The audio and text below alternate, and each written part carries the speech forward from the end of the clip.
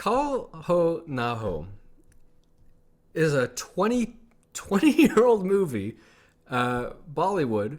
It's a romantic comedy. It's a love triangle. It's about, you know, Indians living in America, but we have sort of a religious divergence, a sort of a cultural divergence between generations. This is another one that I watched with no subtitles. Here and there I did, but I knew what was going on just based on all of the action, because as I've just continued to see, the action and the acting in Bollywood movies is so demonstrative and so clear. You really don't need to understand the exact words they're saying because the intention is all there. So you can test me on it. Maybe I got some things wrong, but I find subtitles incredibly distracting, and I can't watch a movie with them because I just end up reading the titles. Maybe you're Wait, like that. seriously? Yeah, it's just like I just can't do it. Um, it I totally mean, I didn't know distracts if that. you can't understand, I mean, I get what you're saying, but I would still maybe because you might end up missing the nuances of a scene if you can't understand exactly what they're saying. Because You'd be amazed how quickly you tune in to just like the rhythm and the reactions and you know, I don't know. What do you think I could have missed? I mean, I'm just saying, like, I even like with the English movies, I just have the subtitles on. I Uh, feel like people fall into one camp or the other. yeah, It literally like it's like the picture stops existing for me, and really. I just end up reading, and it's such an unpleasant Hmm. thing for me. It's totally takes me out of a movie, just turns it Dang. into homework. Don't like it. Don't like it I, at all. I think for me is like I guess I'm used to like multitasking. So I'm like I'm going like I'm looking at the reaction. I'm looking at like kind of like in the words. Just kind of like maybe as like reassurance or something like that, because there's a big problem like with like audio design where things get like very mashed together. I've noticed, but Hmm. it honestly I do this all the time, so it almost feels like I have like one eye on the faces and one eye is like on the lower third, their lines, Yeah. subtitles. Maybe this is too much information for you, but I have always had I've had like reading takes a real serious amount of effort for me. Spoilers, by the way. Yeah, spoiler, we're getting a real inside look into that. Like it's an all-encompassing effort for me. I have to stop doing everything, and so when I end up reading subtitles for something, I'm suddenly not watching a movie anymore, and I'm like Hmm. following along and just trying to get everything. Much easier to just watch a movie for me. I think it's very impressive that you watch this movie of a language. I'm guessing that they're not speaking English in this. Every once in a while they do. That's a yeah. nice other Really? thing about, yeah, every once in a while they slip in some English. I don't know why they do that. Dan? Well, I think it's like a cultural thing. It's all it's part of the vernacular almost. Because, Yeah. well, so if you have like if English is your first language, you always just kind of grew up, speaking English all the time. It's a little different. Like I think but so you just naturally comes to you, and you're not like inclined to like all of a sudden weave Spanish into your conversation or anything. I mean, Yeah. we have Spanish words maybe we'll use every once in a while, but we're not like phrases and stuff. Taco. Right.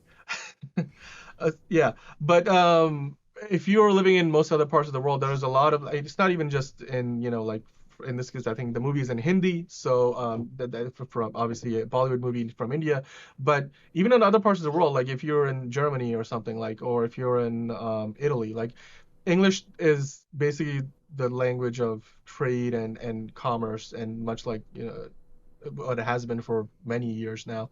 So a lot of people whose native language is not English, it's just by virtue of there's some part of their life they need to use English, whether it's written, spoken, or any other, some other form. It just kind of becomes weaved into your vernacular, maybe, and there are certain Yeah. words actually where in But some at the same languages, certain time, words in English, there's just no equivalent of, so people just find it easier to yeah. use in English. But Well, they do it at these key moments where it's like, okay, I could tell he's sick, but they go heart attack. I go, yeah, okay, that's that. Okay, great. it's Now I also know. part of that is also because the so that's like the Hindi equivalent of a heart attack. I can't even think of what that would be in the moment now, but it's just the general vernacular of how you talk about a heart attack, even if you're talking in Hindi and like in India, for example, most of the time people just call it a heart attack because you go to a hospital, the sign probably says heart attack. You're like feel, like it's all, so it's Yeah. really woven into the culture. So yeah, and a lot of Wow. people like I some of mean, the okay, wording it would be there's like stuff old like Hindi. that. So There's stuff like that, but like they did a cover of Pretty Woman in this, which I'm always amazed at how much I enjoy the musical numbers in these. I'm just like, man, this is just like these are good songs. They're interesting beats. The instrumentation is different. It's I recommend watching these Bollywood movies just because it's such a departure from everything. They're charming. This wasn't my favorite one that we've watched. I felt like it rambled a little bit. well, It was 3 hours long, but yeah. it Tell me about was the story. Like, what did you think about like, because it is a love triangle, but it's also sort of like one person is dying. Like Aman, the yeah. character of Aman, played by Shah Rukh Khan, he's essentially dying as we find out throughout the movie. Spoiler alert, we already put that up. But and so as a result of that, he can't really. He's like, I'd rather not like start a relationship with this woman so that then I Okay, pass away so and she has so to grieve over me. that's the issue. So you don't find out that he's sick until like hour two. And yet he comes on very strong. He does the whole musical number, Pretty Woman, and he's Yeah. like hitting on this girl and he's really into her. And he's always flirting with her. He flirts with everybody, and he's a wonderful character. Like he helps everybody as best he can. He really is trying to make an impact on everybody's life as best he can. You just think, wow, he's just a great guy. We don't realize that maybe he knows he has a heart condition and he doesn't have long to live. And as much as he really loves this girl and he really has an affinity for his new friendship. He actually, it's not a typical love triangle because it's not I love you and we're fighting. It's I love both of you. Yeah. I'm not going to be around, so I'm going to set the two of you up. And for a while, I couldn't figure out why she was suddenly attracted to what was his name? Uh, Forgot the character name, but I know the actor is Saif Ali Khan. But Rohit? Rohit. Yeah. So I was like, they've just been friends this whole time, and suddenly they spend one night at a bar, and they're telling each other, you're cute," and it's like, wait, there's no love here really, and she's falling in love with Amon the whole time, and so I was, there was some tiresome, it is. machinations. I was just like, okay, So I will say this to that end, some of the machinations of like the way the story plays out in this movie, it's you would have to kind of get the cultural context of like how Bollywood movies used to work in that time, like in terms of like this was like a normal, like you normally kind of like suspend your disbelief and it's sort of part and parcel of what a Bollywood movie experience would be. yeah, It's also, I think, even by today's Bollywood standard, this feels a little dated because today's standards, like social standards in India, have like evolved and changed and kind of like really, become more in line with what you'd expect if living in the US even. And this movie, like we talked about that's too earlier, bad. it was majority shot in the US, I think for the most part in New York City and Brooklyn. So That was it also was, neat. yeah. But yeah, some of that whole thing of I'm dying, so I'm gonna try to, because the characters of Rohit and Nana, like the girl, like they're both like the best of friends. So it's sort of like then it becomes a matter of I gotta turn this friendship, this platonic thing into a romantic relationship. And Yeah, and that's not exactly clear from the beginning because what they do make clear is he has feelings for Nena. right. Like he's sort of like liked her for a while, but he's like always he's hesitant to act on those feelings, or he doesn't know if she feels the same way. Whereas Yeah, she, I think, starts out as somebody who just like she doesn't think the same way about him. But then Aman doesn't come into the story until a little bit of the movie has already passed, and then she falls in love with Aman. So she's in love with Aman. Rohit is in love with Nana, and then Nana is in. Sorry, I guess Aman is technically in love with Nana, but he can't really. He's like, I'm dying, so I'm gonna set you up with. Yeah, it is like you said. it, There's no. It's not a you can't really close the triangle. It's not Yeah, that kind well, of a it's that's the message thing. story. It's a really interesting take on a triangle because it really is it is a love triangle, but they're not competing. I think the most interesting and compelling part of this is he's such good friends with the other guy, and he's like There's some trying really to compelling make like it happen. emotional sequences. Really, really Like the one are. where he's rushed, like he's got a heart condition, right? Like that's like, Hmm. so he didn't tell you specifically why he's dying, other than the fact that he's got some sort of a heart condition that's going to eventually kill him. And Yeah, then, at one point he's rushing down the streets of New York City to try to get to Rohit so he doesn't like completely walk out on Nana. And it's, yeah, no, there's some. I think the acting yeah. was pretty good for the most The part. acting's great. The acting's great. The movie is entertaining. There's some good comedy throughout the whole thing. You really feel for a lot of the characters in their different moments. Um, and then, like, when he does run after them out of the hospital, the doctor does say you're gonna have one more episode and that's it. And it's just sort of a ticking time bomb after that. And so he just says, screw it. And he tries to make it happen for them. Now, to kind of follow up a little bit, so the surface of the story here is obviously the love triangle, and then, like you mentioned earlier, there's a lot of this idea of there's this two or three generations of people show, at least two generations of people shown here, and the older generation trying to like doing their absolute best to preserve their Indian values while they're living in the US, and then the younger generation trying to like contemplate. I think that you could say there's three generations. So the generation Yeah. in the middle trying to find the balance, and the younger generation obviously like growing up in the US, they're less inclined to kind of take up those Indian values because that's not the world they live in.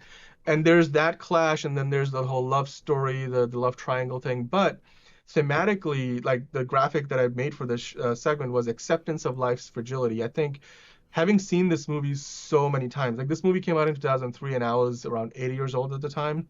Yeah. And so I was young enough that at the end of the movie, I was asking like, so because Shah Rukh Khan is like one of my favorite actors. I grew up watching all his movies. He's like He's today fantastic.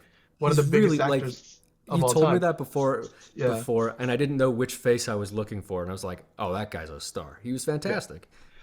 Yeah, and to that end, I mean, so when I was 80 years old, I watched this movie. I remember to this day, like asking my mom or one of my parents, like, so is he dead? Like, is he gonna be alive? Because you're 8 years old, you're sort of like Yeah. buy into the narrative, the story, because it is like the whole last sequence when he's on the hospital bed. Like, it's if you're suspended your disbelief and you're fully immersed in the story, it is very like it's an emotional like scene, It and was. It they're just kind was. of like saying their goodbyes, and then you see the scene afterward. But really what drove it home for me is like the sequence after he passes away and then kind of like skip forward in time, Yeah. and this idea of, I think, and then the main title song of this movie, Kaloho Naho, the title of the movie, Kaloho Naho, like the lyrics are, I think it's basically the main lyrics of that song kind of translate to saying enjoy the moment in the here and the now as much as you can, because tomorrow it may not come, or this may not be here for you tomorrow. So that's kind of like the thematic message of the It movie. And then comes obviously if across. you look at it from a bird's eye view of like he sort of accepts his fate, and then his journey throughout the movie in a lot of ways is to have everybody around him, including his own mother, accept the fate, like her son is dying and he's dying, and Yeah. everybody around him who cares for him has to kind of learn to live with that, and then to move on, and then celebrate his memory rather than like hold on to his him, even though he's gone. Like I think that's, and I grew to appreciate that part of the movie, and it's not something that you get maybe on the first viewing the true appreciation for. You have to kind of watch it a few times to really understand that, because it's not, that part of the story is not like shoved in your face. That's like more of the subtle thematic message of the movie more than anything. But I Hmm. mean, did you get any sense of any of that, or were you just more thinking about like the love story part of it and the cultural identity stuff that was throughout the film? I got a lot. I got a lot out of it. I mean, the thematic stuff, as in addition to the action, it all comes across. This is one of those an exercise in watching this stuff without subtitles and stuff is like you see how the languages of musical composition and scoring and acting and and sound design, how all of these things come together to provoke certain thoughts and emotions and feelings without dialogue. Dialogue is really icing on the cake. And looking at this as a voice actor also, like, I read scripts every day, and you know it's words really need to convey essential information, but so much else of the storytelling is in action, or in fixating on one detail, or emphasizing something with music or with sound design, or playing things off. So this movie, yeah, you get the relationships, you see the love triangle, you see the rejection of the adopted daughter by the grandmother, and you see these people live and grow through changing times. And I don't know, the relationships are all very real. It wasn't like your typical Hollywood romantic comedy, which I also really appreciated. But at the same time, it had a lot of fun with itself. It was just like, it was touching, and that's what I've come to expect from Bollywood movies, is they will take you from laughing to crying to like watching a song and people dancing, being like, wow. The club scene was absurd. Yeah, that's probably the one part of the movie that's aged the worst out of anything. Even when it came out first, I was like, okay, but like, Yeah. yeah, I agree. I think that's the one part of the movie that's really not aged very well. What happens in the club? It's just like the costume designs and the dancing and like the Yeah. drinks, and it's just like, it was just so weird. Yeah, It's weird. it was out of touch, I think, even when it came out somewhat, but like today, I think it's like way, and I'm not saying in like any like, like, um it's, oh, like I think it was like, the costume design were very, very bold and racy, and like there's a lot of just people showing skin for the sake of showing skin. It just meant to Yeah. look like forward thinking. Yeah. Oh, I think the message was like, these are the people like living like the life today. This is what but it's like, the reason why it always stuck out to me was like the rest of the movie, they're not like dressing that way. They're not doing anything like that. That was like the one instance where you see them in that environment. So it felt off for the characters too. Um, but I mean, the one thing I was gonna very quickly mention is like, as I mentioned, I grew up watching this movie many times over the years. So Yeah. the very first time I said like, hey, is this guy actually alive? Like, is he actually alive? And then this movie won awards. They had all kinds of like stuff that, the press tour and everything. So then like, like in 2014, my grandmother passed away. Like that was the first person, and to this day, like the closest person to me that has ever passed away. And it's like, now I watch this movie with a different perspective, because you really Yeah. get this, like, this movie, I think, kind of provides an outlet for people to like kind of see like what it means to, because my grandmother, like, we knew she was probably going to pass away for a while, because she had Yeah. been like deathly sick, and in hospital. She was on a ventilator for a while. She came out of that, and then they just said we can't really do too much, because they found that she had, I think, like blood cancer, but I think there's a different word for that. But so they were like, she's too old. We can't really try to do much for her. She was like 90 years old. So they Yeah. put her in a hospice, and then she, eventually passed. And then, morbidly ironically enough, like, I had not seen her the entire time she was in the hospital. Like, I last talked to her when she was at home. And then when I went to see her, she was in the hospice, and literally, well, she wasn't even conscious at the time, but I was like, like, go say what you gotta say, because she may not be around for much longer. And I was the person who was sitting next to her when she passed. So it's like, Wow. to me, there's like, always a regret, or I never spoke to her like for the last maybe few weeks that she was around, because I was like with work, school, and I was like, I'll talk to her, I'll visit her. And then, the last conscious conversation that I had with her was well before she got admitted to the hospital, and then she passes away. When I go see her, she's not even like conscious at the time. And so it just, that's a regret, but then kind of dealing with that kind of loss, and then kind of like, that this movie to me then just has a different kind of connection to it now than before.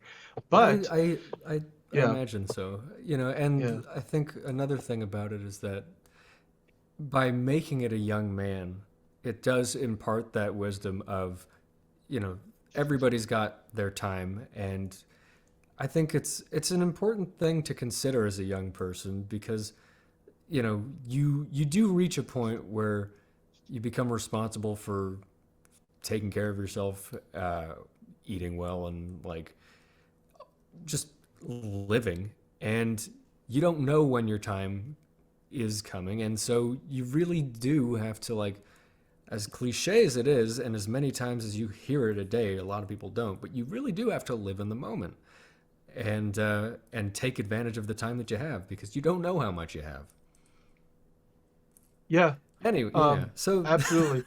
I will I mean, just to kind of fair. end on a Yeah. brighter note because I know I probably sure. like brought the mood down a little bit, but this movie, every time I watch it nowadays, it's always I forget just how funny it is. It's not, it's like I because I remember it for obviously like the emotionally heavy moments and everything, and like the love story and like all of that stuff that happens, like and the cultural clashes that happen, and that causes a lot of drama. But this movie just practically becomes like a comedy for a while, and to me like that was something that I always forget about it, and I just think watching it, those moments, I think that's what you mean by I'm like these watching Bollywood movies is such a well-rounded experience. You're not They may like tend to lean in a genre, one particular genre, but they Yeah. never sort of live in one genre. They're just this is an No, you the get a same could full be said meal.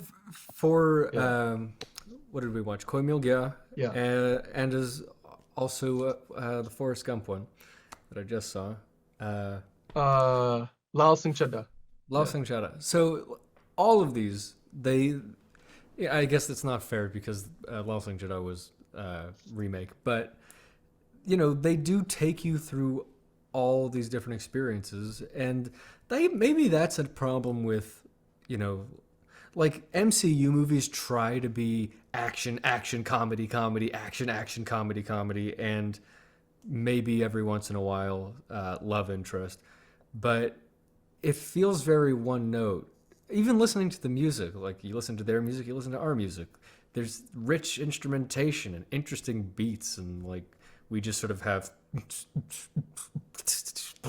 That's yeah, absolutely. I think the music is the big. I mean, I love Bollywood music. I've always have because the diversity of, and I think a lot of it comes from, if you live in India, if you live in the greater subcontinent in general, like all of those countries, there's so many different languages and subcultures that sort of meld together, and all of those are represented in some way or another in like Bollywood movies.